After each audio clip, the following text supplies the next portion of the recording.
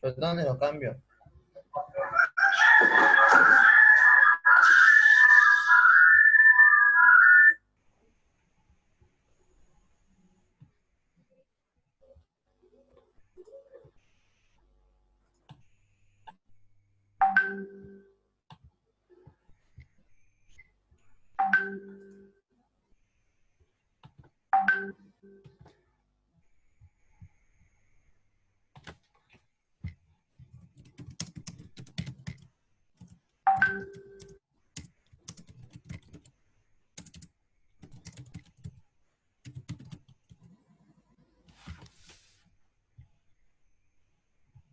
Cristian.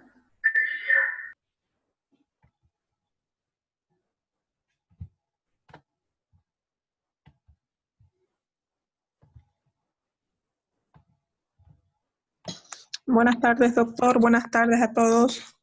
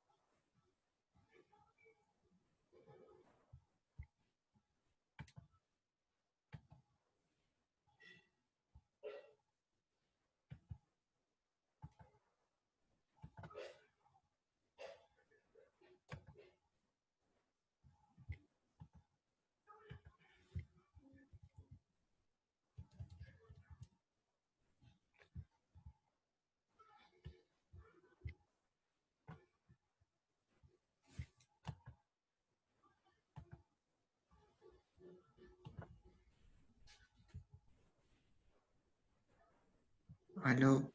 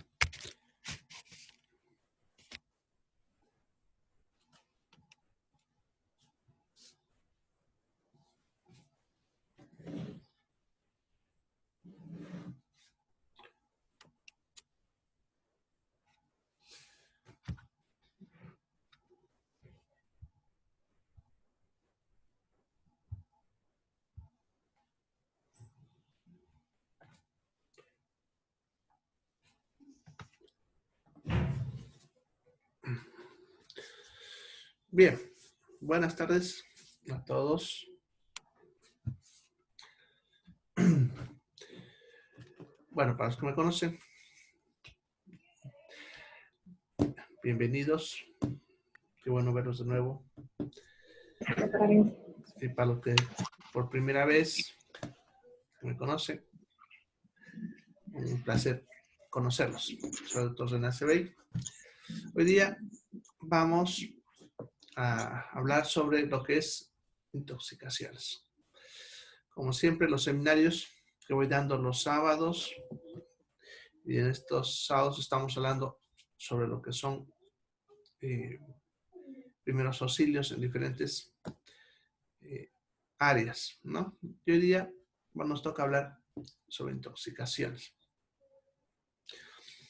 Ya, como siempre, para poder realizar preguntas,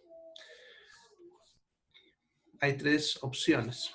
Uno, que lo escriban en el chat.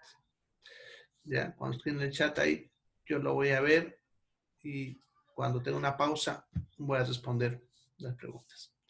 La otra alternativa es que levanten la mano. Para eso tienen tres puntitos a la derecha en su pantalla. Ahí hay una opción que dice levantar la mano. Ahí me aparece una señal y les habilito el micrófono. Y la otra es que cuando ustedes vean que de repente yo estoy haciendo algún acomodo de la pantalla, alguna cosa, ustedes pueden activar su micrófono y puedan preguntarme. ¿Ya? El seminario está dividido en 3 tiempos o sesiones de 40 minutos. Ya, de que termina una, se ingresa rápidamente a la otra. Les he pasado ahí WhatsApp los 4. Ya, pues son 3. El último es por si acaso, no por si nos falta tiempo. A veces alguien hace más preguntitas, entonces lo alargamos un poquitito. ¿Ya? Bien. Siempre es bueno que pregunten cuando tengan la duda en ese momento, ya que a veces como al final nos pisa el tiempo, entonces a veces ya nos quedamos con la duda, ¿no? Entonces, bueno, cuando ustedes tengan esa duda en ese momento, ustedes me la hagan. ¿Ya? Bien, entonces hoy día, como decía, vamos a hablar sobre intoxicaciones. Ya es un tema recontra amplio. No voy a poder darlo todas las intoxicaciones hoy, solamente voy a hablar en forma general, qué se hace en todo, cómo reconocer, ¿no?, las más comunes, y lo que hacemos ya tanto prehospitalario como también dentro del hospital, lo que podemos hacer para ayudar a las personas que han sufrido una intoxicación. ¿Ya? Bien, como siempre, al final del seminario les paso los enlaces de YouTube donde voy a subir el video o los videos de esta sesión. ¿Ya? Y la diapositiva también se las paso. Claro que esta diapositiva no es la que tenía preparada. Tuve que a último momento reajustar todo porque la que tenía preparada para ustedes, algo pasó y no se grabó. Ya estaba ya terminadita y tuve un corte de luz acá y se me fue todo. ¿Ya? Así que tuve que rápidamente improvisar una que ya tenía, pero que es, vamos, está sin adornitos, ¿ya? Pero tiene todo lo que necesitamos para hoy día. ¿Ya? Bien, entonces empezaremos. ¿Ya? Podemos entonces definir una intoxicación como un evento donde un organismo, no siempre nosotros, sino cualquier otro, está expuesto a cualquier tipo de químico adverso. Ya, nosotros le vamos a llamar, desde el punto de vista farmacológico, una toxina a cualquier sustancia que pueda producir un daño o incluso pueda ser potencialmente mortal a un ser vivo. ¿Ya? Entonces, eso es definido como un tóxico. Sin embargo, ¿ya? Lo que hay que tener aquí claro es que no todos los tóxicos son los que realmente nosotros conocemos como tóxicos.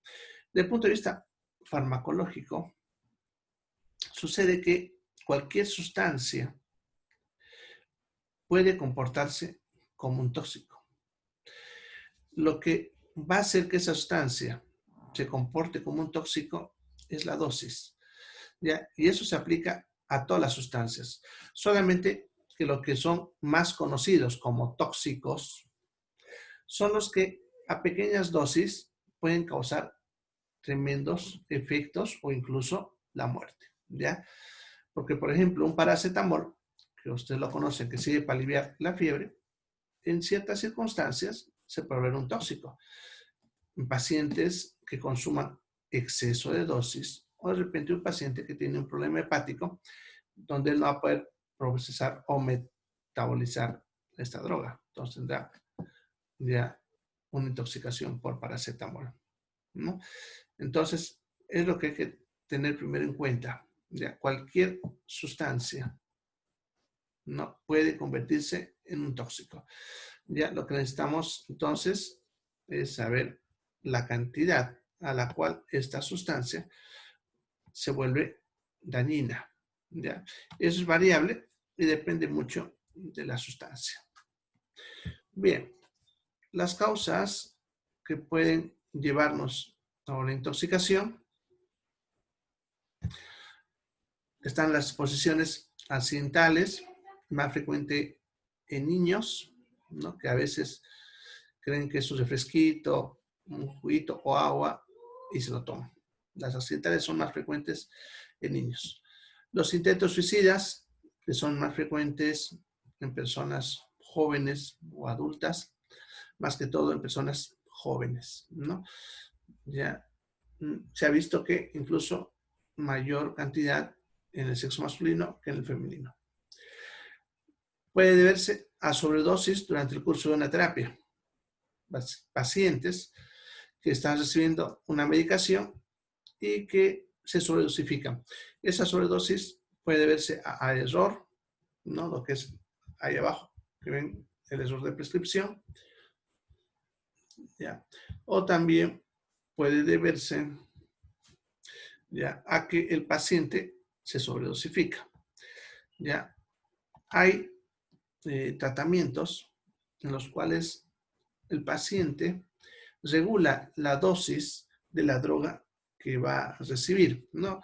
Pacientes principalmente que están con cáncer y dolores crónicos y necesitan ya que ellos regulen según lo que están sintiendo la dosis. A veces se sobrepasan, se colocan, como decimos, en exceso y entonces podemos tener una sobredosis. Y la otra causa es el abuso de sustancias. Eso se suele ver en pacientes adictos, ¿ya? Y que obviamente a veces se sobrepasa de la dosis. Bueno, vamos a hacer un poquitito de lo que es la epidemiología. ¿Ya? Bien, el 50% de las personas intoxicadas, ya miren, son niños menores de 5 años. La mayor parte de casos que se reciben por intoxicación son niños pequeños, la mayoría por accidente, ya porque ellos creen que es un dulce, algo para tomar, ¿no? O simplemente por travesura. Los niños entre 1 y 2 años se ponen cualquier cosa a la boca y a veces nosotros dejamos sustancias tóxicas cercanas a ellos. Por eso van a ver que las sustancias que son tóxicas en su envase dice justamente no dejar alcance a los niños, poner en lugares elevados, etcétera, ¿no? Les aclara eso justamente porque es el grupo más afectado. Un 4% ya de 6 a 12, porque ahí generalmente los niños ya saben un poquito más lo que puede ser el efecto. ¿no? Entonces están viendo que la causa principal es la parte accidental y más que todo están viendo en niños. Un 20% se deberá a intentos suicidas, ¿ya? Y el resto a las otras causas, ¿ya? La forma en la que se exponen, la más frecuente es la inhalada, en base a aerosoles, sprays, los Baygon, insecticidas principalmente. Por contacto dérmica también entrarían insecticidas, oculares, bueno, inyecciones, es más que todo en las que son voluntarias, en los intentos de suicidio.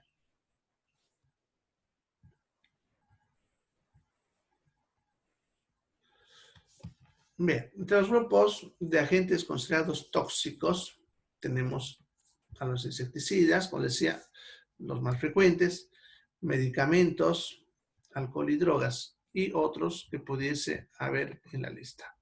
Vamos a ver primero entonces de insecticidas. Los insecticidas son sustancias que se van a usar para eliminar los insectos.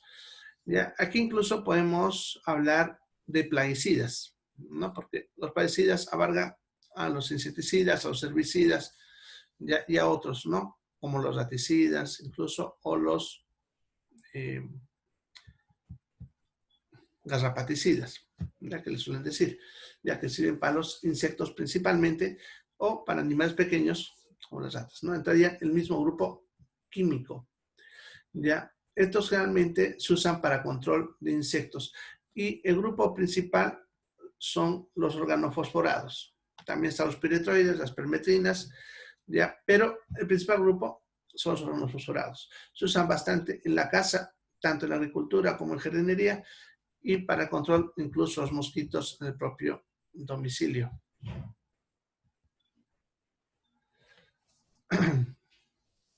Bien, en la agricultura pueden contaminar los alimentos, ¿ya? Y pueden llegar, por lo tanto, a nuestro hogar con el alimento contaminado. Pero también la persona, que eso es más frecuente, la persona que se dedica a hacer el fumigado, no la que va a hacer proceso, muchas veces se contamina debido al hecho de que no sigue las recomendaciones que da el producto.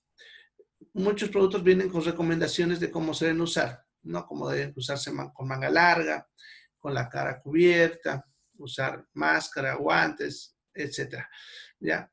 Como no cumple con esas recomendaciones, suelen entrar en contacto con la sustancia y entonces se intoxica, ¿no? Ahora, estas sustancias generalmente ya están diseñadas para que se absorban rápidamente. Lo mismo pasa con nosotros, ¿ya? Como están diseñadas para absorberse rápidamente, ni bien tocan la piel, comienza su absorción, ¿ya? Entonces, los insecticidas realmente ya van a entrar principalmente por la piel. Sin embargo, también pueden inhalarse y también puede ser por beber, ¿no? Eso en intentos suicidas principalmente se suele ver eso, ¿ya? Bien, son dos los más usados, no son los únicos, son los más usados. Como decía, están también las permetrinas y los piretroides, pero esos realmente no son muy tóxicos y se controlan simplemente con antialérgicos. Ya, los que son más peligrosos son los carbamatos y los organofosforados. ¿Ya? Lo que son los carbamatos inhiben la colinesterasa, que es una enzima que usamos en lo que es el paso del impulso nervioso de una neurona a otra célula. ¿Ya? Entonces me bloquea esa. ¿Ya? Produce un síndrome clínico que es más benigno y de corta duración. Eso lo vamos a ver más adelante. ¿Ya? Generalmente no suele ser muy peligroso, pero en grandes dosis puede llegar a producir la muerte, ¿ya? En grandes dosis. La mayoría de los casos son accidentales y se resuelven de forma sencilla. Sin embargo, algunos que se han consumido grandes dosis son más difíciles de tratar. Luego están los organofosforados, ya que son también otro tipo de insecticidas que pueden producir 3 tipos de efectos, ya dependiendo de la dosis y del tiempo. pueden producir efectos muscarínicos, que incluso se le llama eso el síndrome muscarínico, efectos nicotínicos y efectos del sistema nervioso. En cada uno tiene su propia sintomatología. ¿Ya? El primero, que es el que aparece en los primeros minutos y horas, es diaforesis, que eso es, transpira bastante, empieza a respirar el paciente mucho, empiezan sus pupilas a hacerse más pequeñitas, empieza a salivar, si a los dedos produce mucha saliva, lagrimeo, ya empieza a producir vasoconstricción, eso significa que le empieza a faltar el aire cuando respira, así como el asma. Ya hay un aumento de la secreción de las glándulas bronquiales, eso empieza a botar flema, puede empezar a tener vómitos, diarrea y bradicardia, ¿no? Eso es al principio. De ahí pasa un momento en que pareciese que estuviese mejorando y las horas después aparecen los efectos nicotínicos, que son ya taquicardia, fasciculaciones musculares, que eso es temblores en los músculos sin movimiento, ¿no? Puede haber contracciones espasmódicas de los músculos finos y en algunos casos del diafragma, que eso suele llevar a hipo y dificultad respiratoria. Luego puede afectar el sistema nervioso, que cuando llega a este punto es donde puede llegar a ser peligroso. Va a empezar con dolor de cabeza, fatiga, vértigo, ansiedad, empieza a estar en un estado confusional agudo, convulsiones, dificultad respiratoria, entra en coma y si no se resuelve, el paciente muere. ¿Ya? Bien, esos son todos los síntomas que tienen los órganos fosforados. ¿Ya? Vamos a ver luego, más adelante, los más importantes para reconocer una intoxicación por estos tipos de drogas. ¿Ya? Pero ahí está todo para que ustedes puedan observarlo.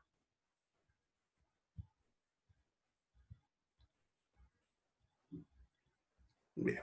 Entonces, entre los síntomas principales que nos llaman la atención, ya son las diarreas, salivación profusa, vómitos, temblores y paro respiratorio.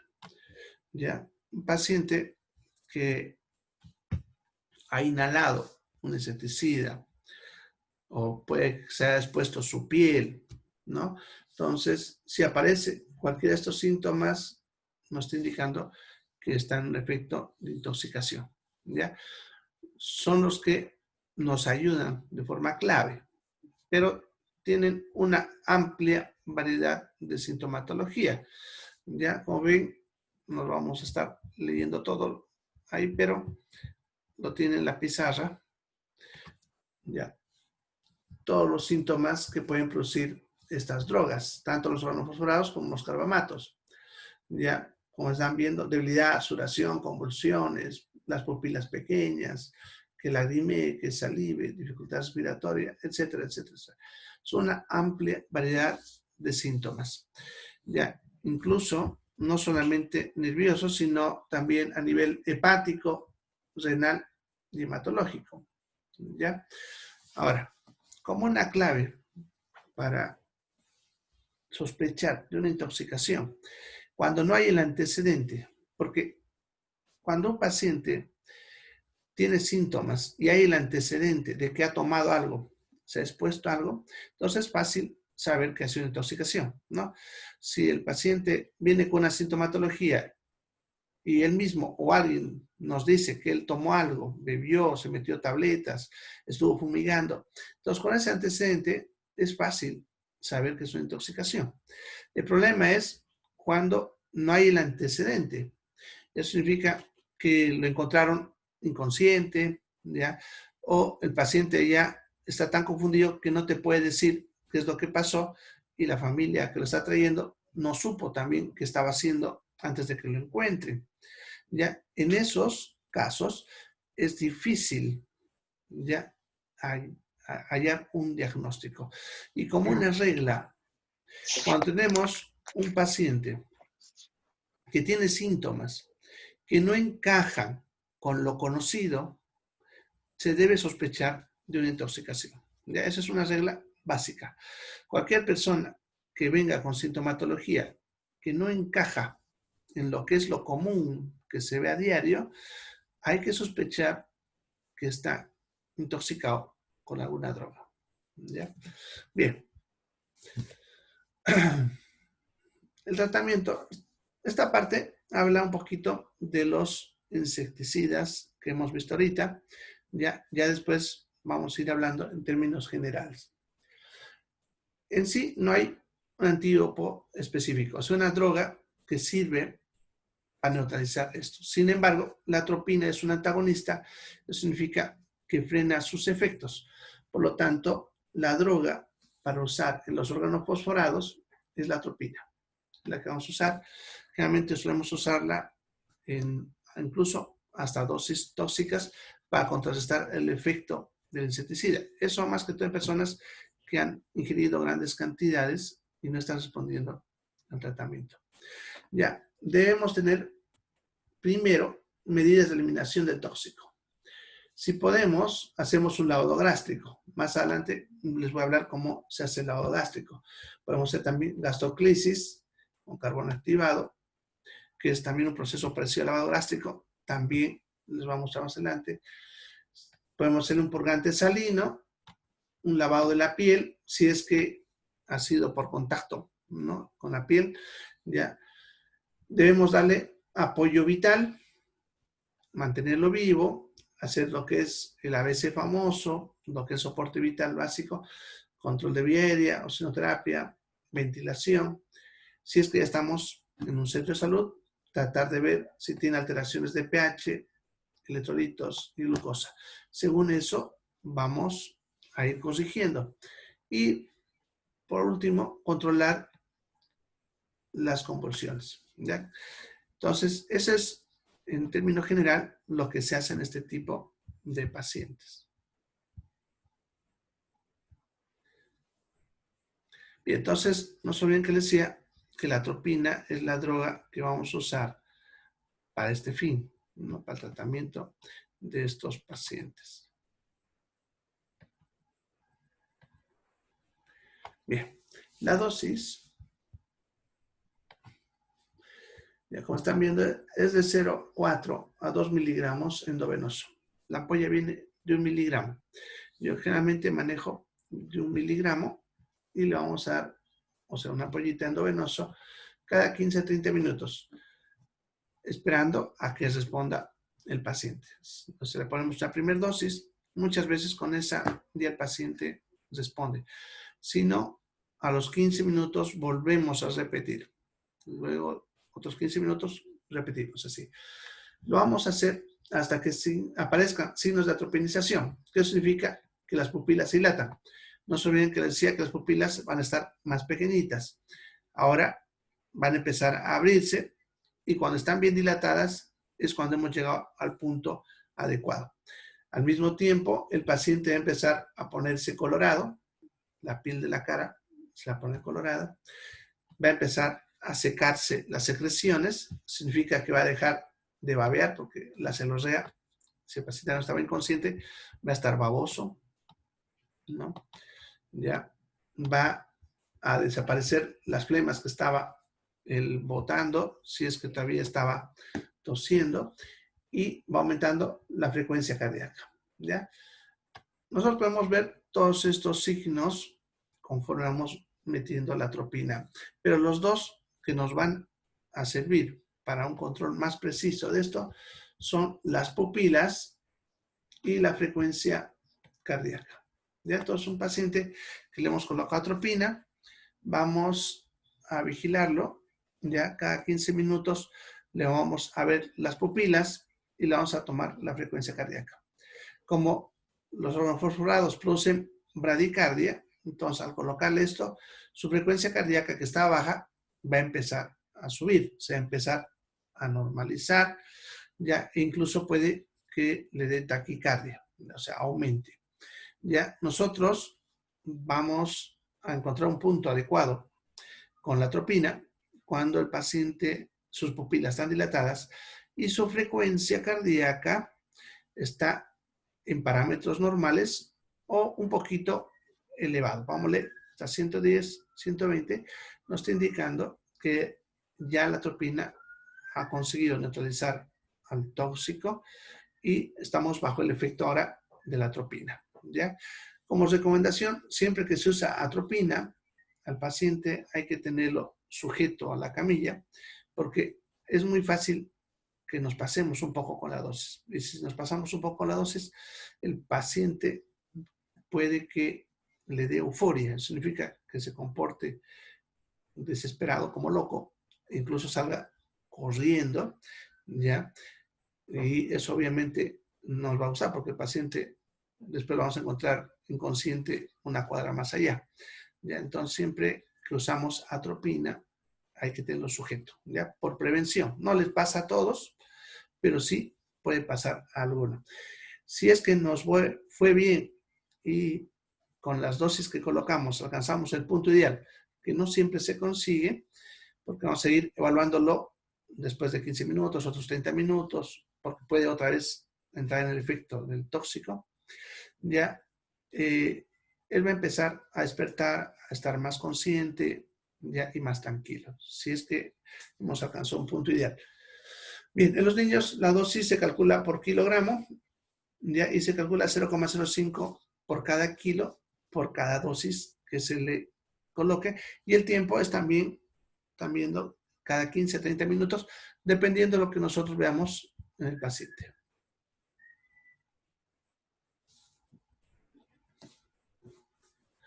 Bien, ¿cómo vamos a prevenir la intoxicación con insecticidas?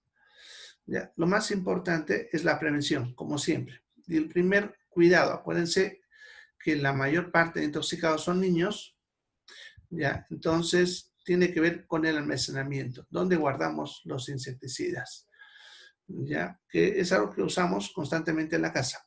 Lo hemos guardado siempre en lugar elevado, bien ventilado, o sea, la caja donde se encierra eso debe estar con huequitos, ¿no? Para que pueda una buena ventilación y no se concentre también los tóxicos ahí adentro. Siempre bajo llave, ¿ya? Porque por más que esté elevado, los niños, ustedes saben, son astutos, no son tontos tampoco. Ellos, si ven algo, van a ver la forma de querer alcanzarlo y van a poner sillas, taburetes, lo que sea, para poder alcanzarlo. Entonces, además de que esté alto, que eso les dificulta, también hay que ponerlo bajo llave. O si lo van a usar en un almacén inferior, pero bajo llave. Eso es para que ellos no lo puedan alcanzar. ¿Ya?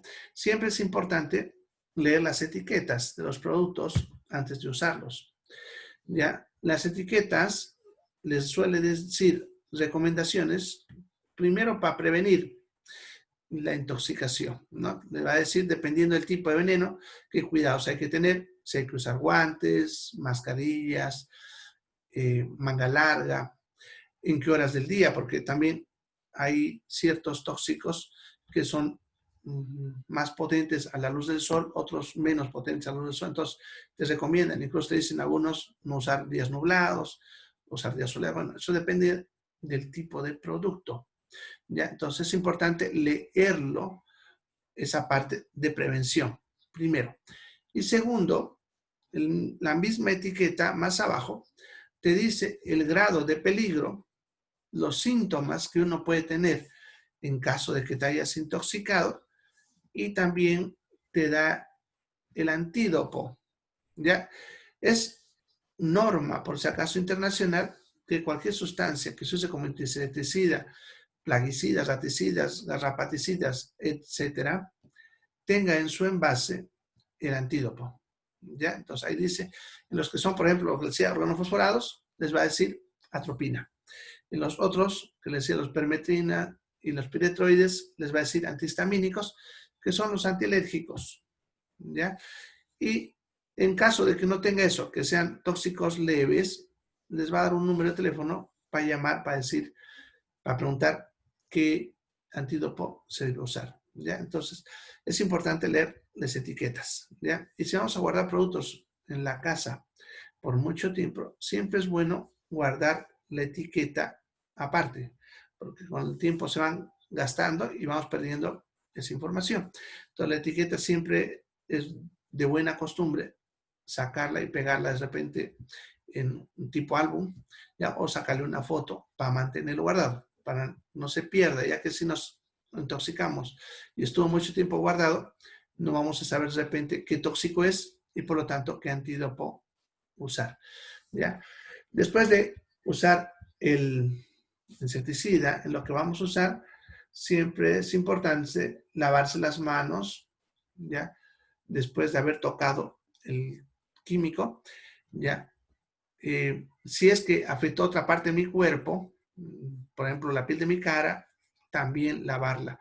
O sea, las partes expuestas siempre hay que tratar de lavarlas lo más posible para procurar sacar lo que es el tóxico de la piel, ¿ya? En cuanto a los detergentes, ya siempre es bueno usar mejor jabón de pasta, ya que se ha visto que este también puede ayudar a neutralizar a la toxina y que no se absorba mucho por la piel. Sin embargo, cualquier detergente les va a servir para este proceso. ¿Ya? Bien, eso con los insecticidas.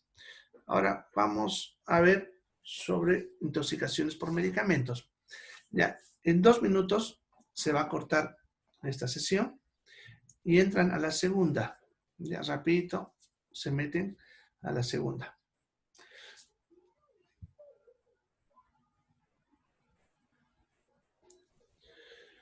Bueno,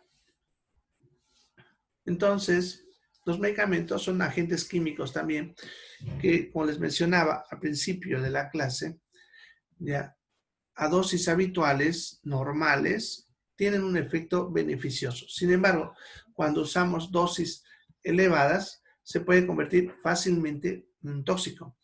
El margen de seguridad varía mucho de un medicamento a otro. Unos medicamentos con pequeñas dosificaciones ya se vuelve muy tóxico. En cambio, otros tienen amplios márgenes. Ya, por ejemplo, la hidrosina, con que nos sobrepasemos un poquitito, ya vamos a tener efectos tóxicos, incluso mortales. En cambio, el paracetamol, necesito consumir una gran cantidad de paracetamol para que empiece a tener los efectos tóxicos. Entonces, es variable dependiendo del tipo de droga. Unos van a ser más tóxicos que otros, ¿ya? Eso también hay que tomarlo en cuenta. Algunos, incluso, para que alcance un punto tóxico, tendría que tomarme una tremenda cantidad que incluso la hace imposible que llegue a tomar esa cantidad, ¿ya? Y por lo tanto, muy difícilmente vamos a ver un efecto tóxico por ese tipo de drogas. Bueno, entonces se está cortando, ¿ya? Entonces vayan entrando al que dice parte 2, en lo que les mandé a WhatsApp. Aquí dice parte 2, vayan entrando ahí. Ya nos vemos en esa sesión.